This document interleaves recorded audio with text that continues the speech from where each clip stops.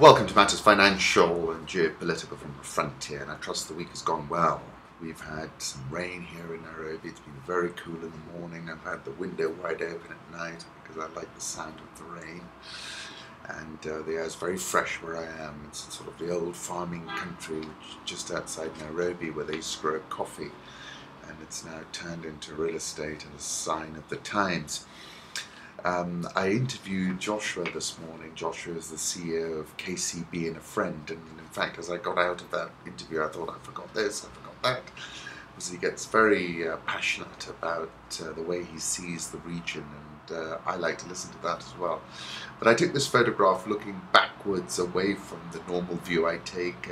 Funnily enough, Joshua's on the 8th floor as I am, but he's deep in the belly of the central business district, and this is a view of that.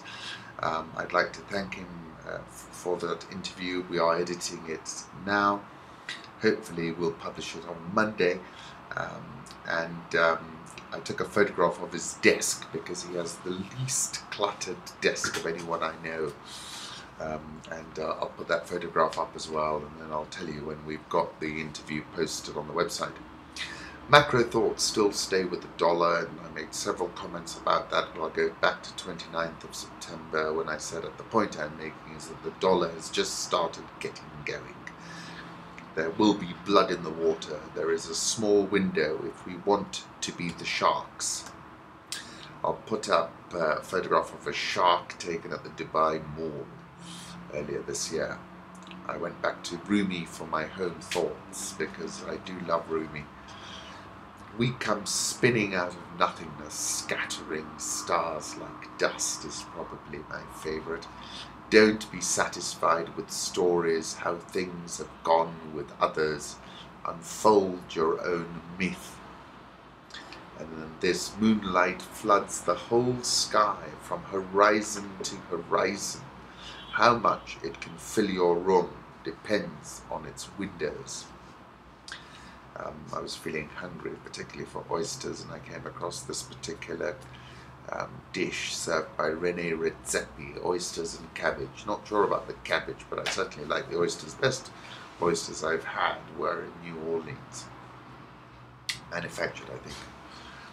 The Roving Eye is an interesting essay by Pepe Escobar, China's Silky Road to Glory. Pepe tends to see everything through the China prism. If there were any remaining doubts about the unlimited stupidity Western corporate media is capable of dishing out, the highlight of the APEC summit in Beijing has been defined as Russian President Vladimir Putin supposedly hitting on Chinese President Xi Jinping's wife, and the subsequent Chinese censoring of the moment when Putin draped a shawl over her shoulders in the cold air where the leaders were assembled. What next? Putin and Xi denounced as a gay couple. Let's dump the clowns and get down to the serious business. Right at the start, President Xi urged APEC to add firewood to the fire of the Asia-Pacific and world economy. 2 days later, China got what it wanted on all fronts. According to Pepe, Beijing had all 21 APEC member nations endorsing the free trade area of the Asia-Pacific, FTAAP, the Chinese vision of an all-inclusive, all-win trade deal capable of advancing Asia-Pacific cooperation, saying the loser was the US-driven, corporate redacted, fiercely opposed, especially by Japan and Malaysia, 12-nation Trans-Pacific Partnership. Beijing advanced its blueprint for all-round connectivity, in Xi's words, across Asia-Pacific, which implies a multi-pronged strategy, talking about an Asian infrastructure investment bank. Beijing and Moscow committed to a second mega gas deal, this time through the Altai pipeline in western Siberia.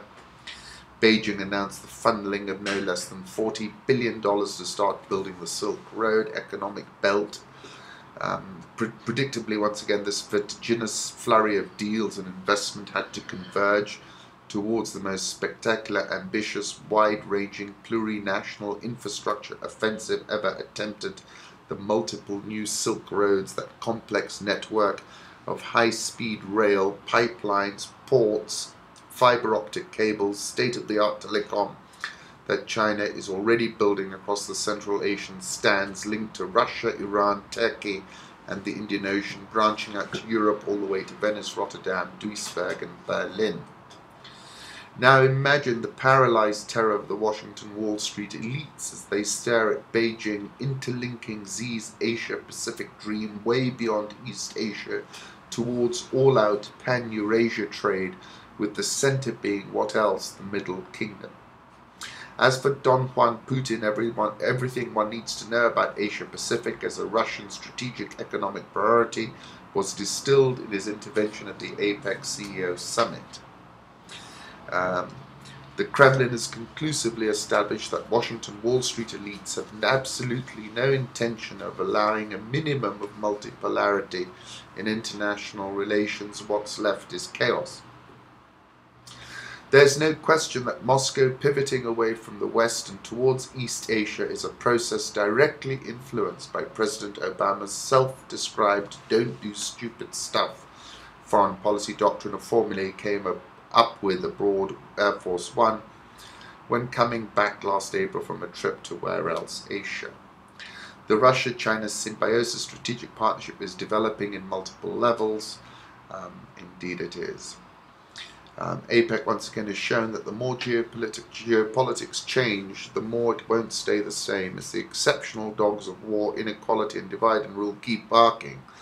The China-Russia pan-Eurasian caravan will keep going further on down the multipolar road, he says.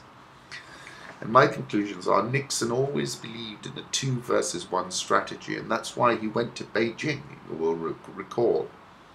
And that's why I thought taking on Putin in Ukraine at a time when you are pivoting to Asia was a poor idea. Notwithstanding a seemingly weaker Barack Obama, the body language was much softer. I remain of the view that the pivot has bite, as I wrote on the 2nd of December 2013 when I talked about the pivot to Asia bearing its fangs. But that this softer US, which was seen at APEC, is best characterized in a piece I read this morning in Global Research, where it said the Obama administration does not want, however, to be drawn into a conflict with China at a time and over an issue not of its choosing. In this article, I want to use the same language, but he says American imperialism is actively preparing its military to wage war against the rising Asian power, shifting 60% of its air and naval assets to the region and developing its air-sea battle strategy based on a devastating missile and air bombardment and naval blockade of China. I've told you that I think the first bit of that is not feasible. I think it'll all be around the naval blockade. The Obama administration does not want, however, to be drawn into a conflict with China at a time and over an issue not of its choosing. This is why Washington has urged Shinzo Abe, who met with Xi for the first time on Monday, to reduce tensions with Beijing about the tiny and uninhabited islands in the East China Sea. These calculations underlie the new military-to-military protocols agreed by Obama and Xi this week.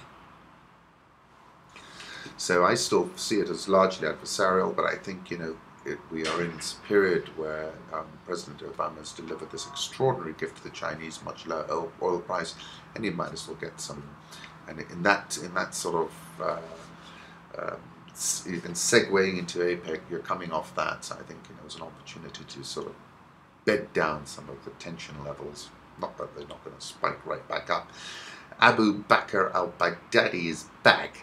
I'll put up a photograph of him as posted in The Sun. He called on his supporters to erupt volcanoes of jihad in an apparent new audio message released Thursday. The recording, which appeared to be genuine according to Flashpoint Intelligence, comes days after speculation that Baghdadi had been wounded in an airstrike in Iraq.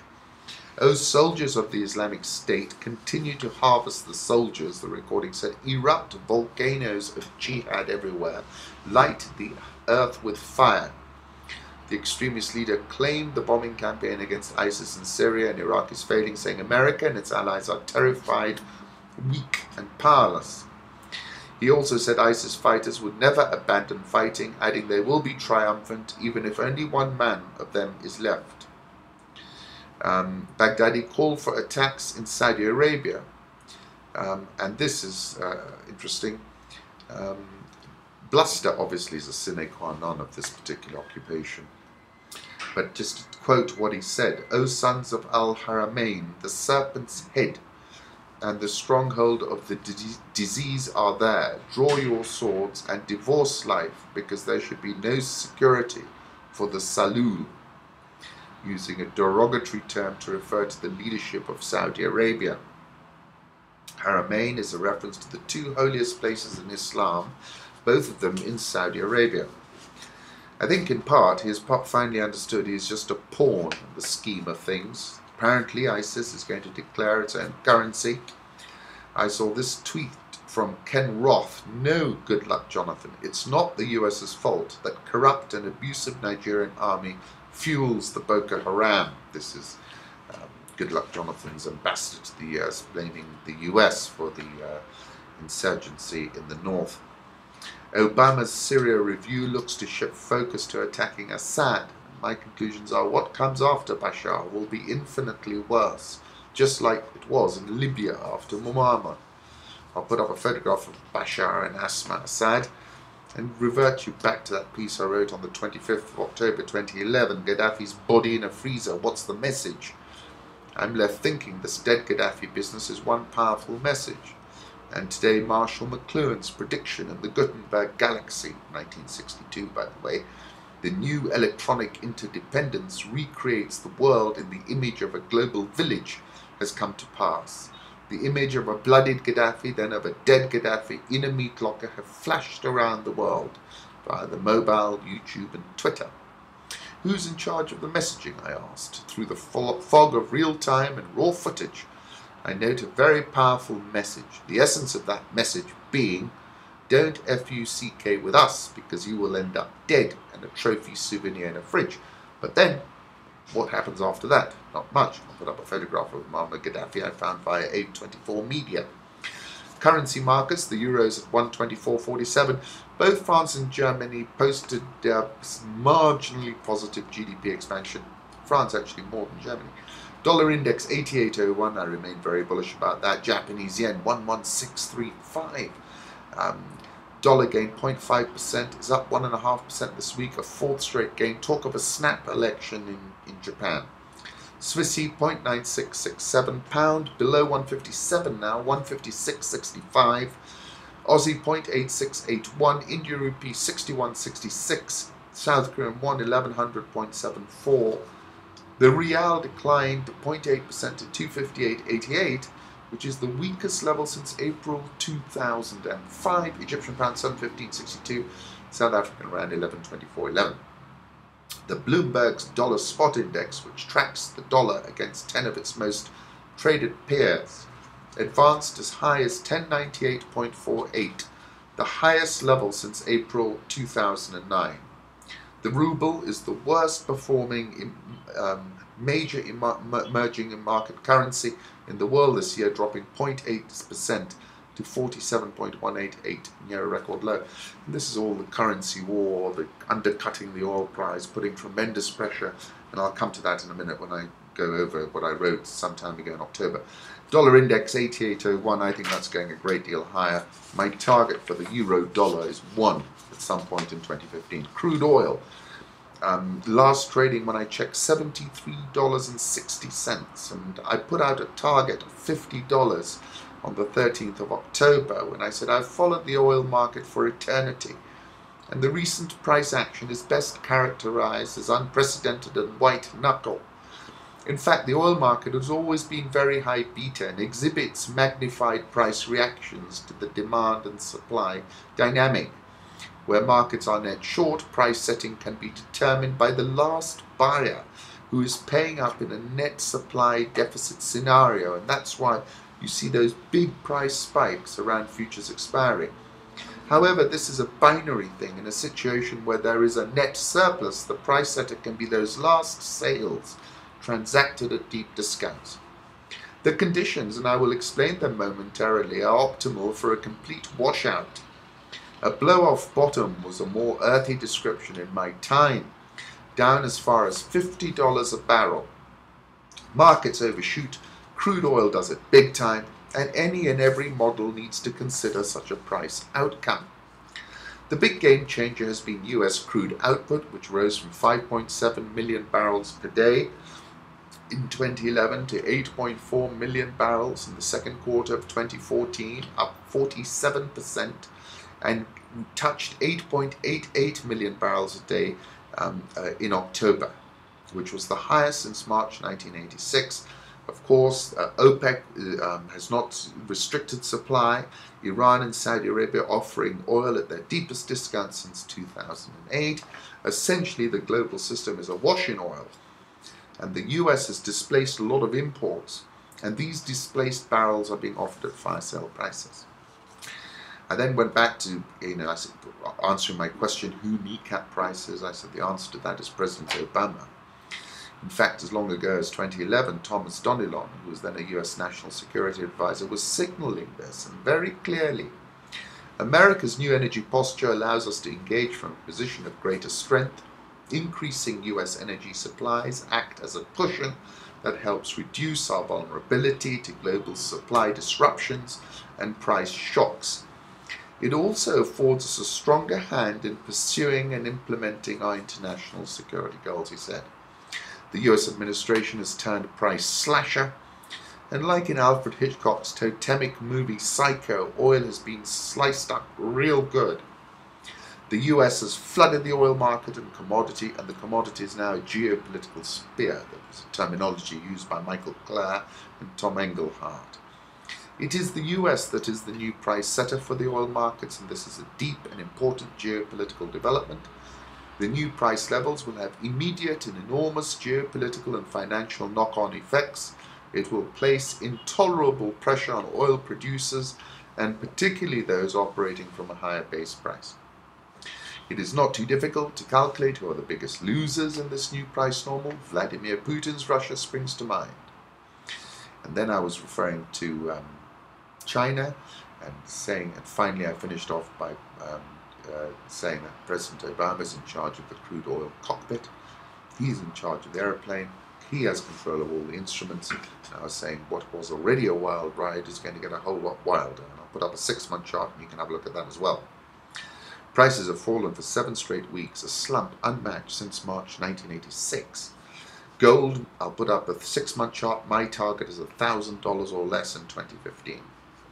I take you back to my weekend article, which was Ouagadougou's signal to sub-Saharan Africa.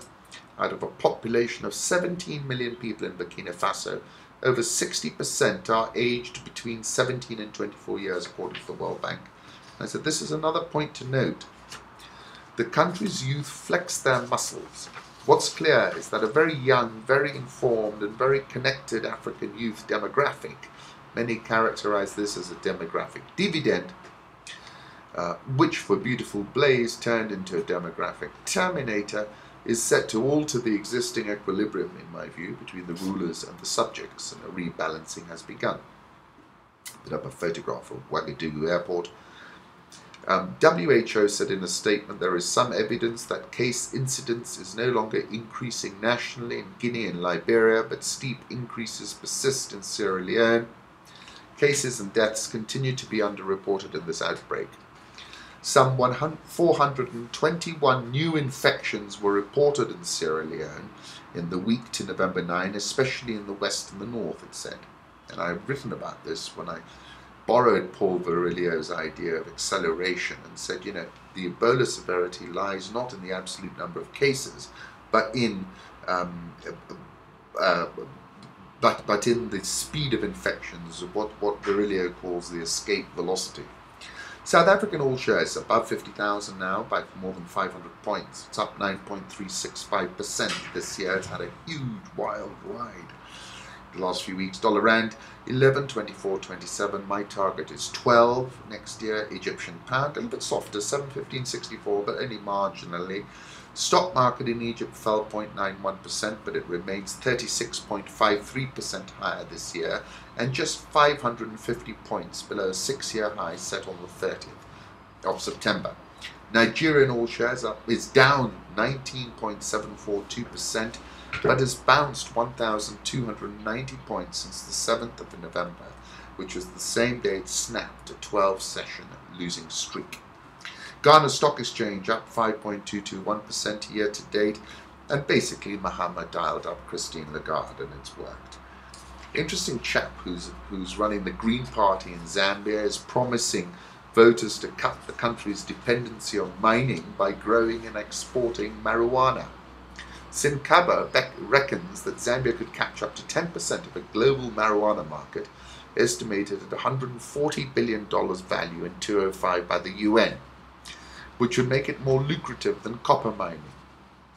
I'll put up a photograph of this fellow Peter Sinkaba on a campaign trail in Shingola City, part of Zambia's copper belt.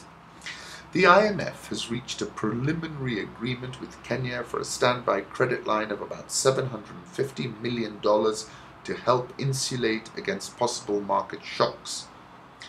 70% of the funds will be provided on non-concessional terms. The country will be able to tap the precautionary loan, which has to be approved by the IMF board in January to buttress the economy. It will initially run for 1 year with provision for extension. I put up a link for the official release from the IMF. Kenya's economy remains robust, supported by strong credit growth, dynamic investment environment. Inflation has declined, remains within the government's target range. Gradual depreciation of the shilling mostly reflects developments in international currency markets. International reserves stand at 4.9 months of prospective import coverage, boosted by proceeds from the successful June 2014 sovereign bond issuance. Investment in power generation, in particular in geothermal energy, is already translating into lower electricity costs for firms and households. However, difficult security conditions are having a dampening effect on the tourism sector. Initiation of the standard gauge railway project is a major step for Kenya and for the region. It will boost integration across East Africa by reducing transport costs significantly, bringing down the cost of doing business and improving standards of living for the population, helping Kenya move closer to the medium-term goals outlined in its Vision 2030 plans. So pretty strong endorsement, and I think that supported the Kenya shilling back below 90. I go take you back to Christine Lagarde, who was this fabulous guest at the beginning of the year at Mindspeak, and I put up a photograph of myself, her and Hannah. When I turned to her and Hannah gave her roses, and Hannah said, I want to be like you, and Lagarde replied, work hard and you can be anything you want to be. Kenyan police arrested 12 suspected al-Shabaab militants, including 2 women who they believe were plotting suicide bombings, according to the spokeswoman Zipporah Mboroki. The suspects recently returned from a foreign country in possession of suicide materials. She declined to provide further details. Yesterday, as I told you, I went to the Kenya Airways first half earnings briefing. Revenue was up from 54.338 billion to 56.788 billion, which was a good outcome considering that they closed down a lot of the West African route. Fleet ownership costs were much higher, overheads higher as well. First half loss was 5.047 billion, then you add in an impairment of 5.408 billion, that's why you get to that loss.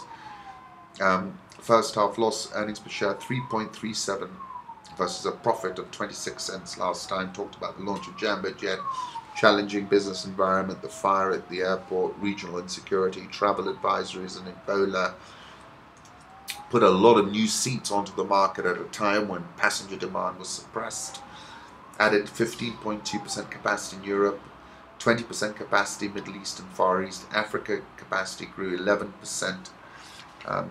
Interesting points. Bouvi said that London Mombasa was down 40% at the peak. They could not hurdle what was a very low cabin factor of 64% versus 70.1% previously. And I concluded by saying, essentially Kenya Airways was very long seats in the first half versus subdued passenger action. The issue for shareholders will be around the rebound trajectory. I think the share price is now pushing on the string after this correction. We're last trading at 7.95, but it's in small lots. No big investor has sold. And I think, when the turnaround comes, and hopefully it will come sooner rather than later. When you order planes, you can order them you have to order them years in advance. So they've suddenly got a lot of capacity at a time when the profile of the business is soft. Kenya shilling back below 90.89.928. Nairobi all share strong session yesterday, up just under 0.5%. It's up 19.012% the all share year to date, and just 3.1066% below a record high set in September. Safaricom closed at a record, very much led this move higher after outperforming consensus estimates. It's up 24.88% on the price basis, not including the dividend.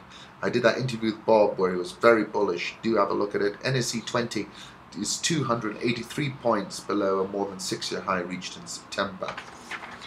The all share was lifted yesterday and has been lifted in the last few weeks by Safaricom's 11.52% surge through this morning since the release of the first half earnings. It's pushing on today.